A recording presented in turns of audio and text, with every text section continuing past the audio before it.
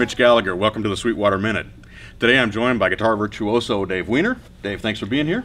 Thanks for having me, Mitch. Absolutely. Now, you're the guitar player with Steve Vai's band. Right. And you're also a solo artist. You have a new album out. Right. And you're here at Sweetwater as part of the Night of Pure Guitar tour. Correct. Can you tell us about the tour? Correct. Yes. Rob Alducci and I started it back in 2006. You know, just a very grassroots kind of thing. A couple of bands in a van with a U-Haul in the back, driving around city to city, and it's a blast. It's so much fun, even though it is as grassroots as it gets. Right. It's a ton of fun, and we named it a Night of Pure Guitar simply because we wanted, you know, on the marquees to have a very specific indication of what was going on, right? So that we could, you know, our instrumental music is a very small niche, so we wanted to tell people, okay, if you're into this kind of stuff, come on in and check it out, and it's doing well. It's a lot of fun. That's great. Yeah. That's great. It's very cool. Now, when you make stops at places like Sweetwater, you're also incorporating a clinic or a seminar into what you're doing as well. Right. I mean, the thing about touring, especially on this level, it is incredibly expensive. Sure. And it is difficult. So what we're doing, almost a little over half of the tour dates, we also have clinics incorporated at different locations. And, you know, not for nothing, but it does help pay for the bills. Sure, you know? Sure. But we're happy to do it. Our sponsors are incredibly generous, right, in helping us get out on the road and with the gear and everything else. So it's the least that we could do to come out and share some of the knowledge of what we have with the instruments and how we use it and what it's all about with anybody that's interested in learning about it. Right. And of course, the manufacturers you're representing are friends of ours here at Sweetwater as well, so we're excited about that. But let's take a step back just a little bit. You're from the East Coast, and you moved out to the West Coast. How did you get started playing guitar and get to where you are today? I started playing guitar when I was 10, so about 23 years ago. Just saw, I don't know, I was hearing music and seeing you know, movies like Back to the Future. You know? Right. When that came out, I was like, that's so cool, I want to do that. And so I started on drums, actually, which I think was great because it gave me a good sense of rhythm development. But then kind of wanted to jump over to guitar, so I did. Played, you know, pretty much that's all I did when I was growing up. Went to college to get a backup plan, and then moved out to LA the first time, and I went to Musicians Institute, the Guitar Institute of Technology, and then I joined Vai's band, and we just were touring every year, most of the year, and I saw that I didn't really need to be in LA anymore because I was focusing between when I was off touring, I was working on a record. So I took the opportunity to go back east to Philly and spent the last 6 years there. But last, I guess it was September, I decided to go back to LA, just a change of pace, you know. Warm weather. Yeah, a little bit different kind of thing. But right. You know, musicians are hardly ever settled. Right. Now, you've been with Vai's band for about 10 years, is that correct? Yeah, well, since 99 was the first tour, so about 11 years. 11 years. How did you make that connection?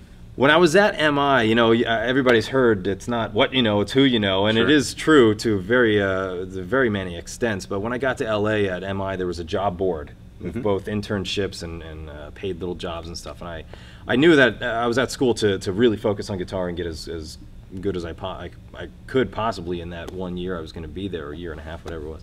But you know, you got to know people, because you can be the best guitar player ever, and if you're just sitting in your basement or something, nobody's going to know. So you're not going to get gigs, you're not going to really do much. So you definitely have to get out and meet people. And I saw an ad that said small management firm, you know, seeks intern, basic office duty type of stuff, make your own hours. And that's what jumped out at me, because I was there to work on the guitar stuff. But if I could meet people while making my own hours and just start networking, that seemed to be a good idea. It turned out to be Vai's manager, and I didn't really know that. Until she happened to call me and she said, I represent this band and this band and this band, and I had a guitar player named Steve Vai, you know who he is? I was like, of course. I had his poster on my wall when I was growing up. So over that year that I worked for this woman, Ruta, I had met Steve off and on, and I say every time I met him, he called me a different name. It's just funny. But I happened to say I was working on a demo that some of the guys in the recording program at MI were going to be doing. And he's like, oh, cool, let me hear it when it's done. So I gave it to him, and I figured, you know, he gets so much music, so many demos. I didn't really think anything of it, and I didn't hear anything back for quite a while. And then got a call, and he said, you know, I dig your playing, I'm going on tour, could use another guitar player. Here's 14 songs, and you have the weekend to learn them, and here we go. Wow. So that was yeah, that was fall of '99 about. Right. Yeah. So that worked out great. It did. You know, right time, right place, whatever you want to think of it as. But you know, again, you got to go out and meet people. As I always tell all my students and anybody who asks me for career advice, yeah, you got to work on your craft. You need a product, whatever that's going to be. Nobody's going to come and just find you. Right. You know, you definitely, it's so much work. So much work, but you got to get yourself present. Now you have a album that recently came out. Right. And the name of it is On Revolut. It's on Revolut, yeah. On Revolut, yeah, I'm sorry. Yeah. Can you tell us about that, how you recorded that? On Revolut, you know, I'm not going to say I'm a control freak, but again, as an independent musician, you kind of have to rely on yourself for a lot of stuff. So with the first record, I bought, you know, mic pre's, converters, EQs, compressors, and I had no idea how to use anything. So I just, but I figured if I buy good stuff and I learn how to use it, then for every recording from here on out, I've got the knowledge so that I don't have to go to a studio and worry about the clock and pay an engineer and all of that kind of stuff. Again, as an independent musician, you got to watch all that kind of stuff closely. So. I took the knowledge from the first one, put it in the second one, got a little bit more gear and a little bit different direction, but it was all done at my house in Pennsylvania for the most part. The drums were recorded at a place called Mike Hearn's Sound, which is in Philly. Okay. Drummer named Mike Hernicki owns it, and amazing gear. He buys from Sweetwater all the time and all sorts of stuff. So yeah, I mean, I wrote the record in the first half or 6 months of 2008, and then Les Cleveland, amazing drummer, came down and we recorded the drums. And then from there, I just recorded it, finished it in the last half of 2008, and then I took about 6 months off because it was just very intense. You know, I do recommend to people who are trying to produce a record, you know, I'm not going to say do it casually in your spare time, but don't make it so 9 to 5, you know, pressure full, I guess, that it becomes a job, because it's not supposed to be that. Because if you sit down and you say I need to work in these hours and spit something out, it's not a construction kind of thing. It is art. So sometimes stuff's not going to come out. You know, sometimes it will. And when you put that pressure on yourself, it can burn you out. It did. So I took the next 6 months off, and then towards the end of 2009 started mixing it and got it out in May. And it's doing well. I love the record. It's really long. It's 76 minutes, which is a really long record. Right. Filled the CD. Yes. Yeah, I was a little concerned. And I actually did cut one song that I just didn't feel was right for the record. So I'm glad I did, because it wouldn't have fit. Sure. Right. But it's a very cool record. My songwriting process is that. It has to be a song. A lot of instrumental guitar stuff. It's kind of here's a backing track and here's some technique over top of it. You know, not all. I'm generalizing, but to me, good music, no matter what's going on, vocals or guitar only, it's got a great melody, really strong hooks all over the place.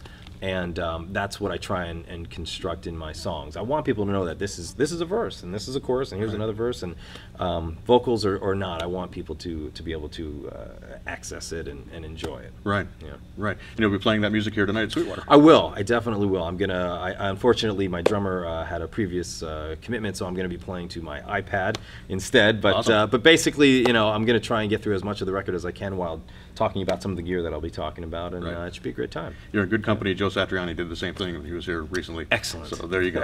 Excellent.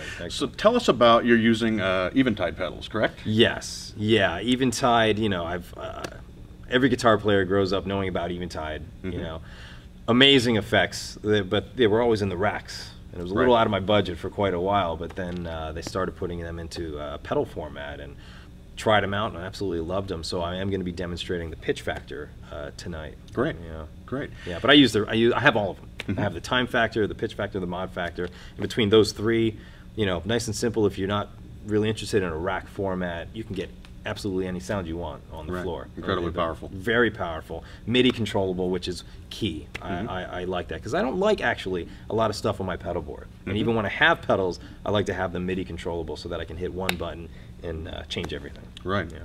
Now you're also using the RJM Music switchers, which I also just added to my rig, and it's wonderful. Can you tell us what you're doing with that? Yeah, again, it goes along with this whole control factor on the floor. I want to hit one button and have my amp change, my effects change, everything. Because I've done tours where, you know, sometimes I'm like, I'm going the other way. I'm going back to just a couple of pedals on the pedal board. And even then, when you're trying to play and trying to keep an eye down here, what are you supposed to be hitting for the next change? It can be distracting, and it was too distracting. I actually tried it for one half of a Vitor, and I was like, this is not happening. So I went back to a MIDI system, and the MIDI systems now are so affordable and so easy, and the RJM stuff is the epitome of that. That's very simple. It's incredibly simple.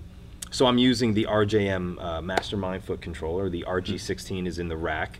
And I'm also going to be talking a little bit about the mini amp gizmo, which is just half of the RG16. For amp essentially. control. Yeah, for people that don't need the rack stuff, but they still want to control a few things, you know, like an Eventide pedal and their amp, because the mini amp gizmo has a MIDI through, so that could go through to your Eventide and still, you know, with your controller, control everything. It just makes sense. You know, I know a lot of people are scared of the word MIDI. You know, that's understandable because it's kind of complex. But once you understand how simply it can be utilized, you know, through a simple demonstration, it's a no-brainer. Right. You know, it really, it's like, even if you use a lot of pedals, put them in a rack.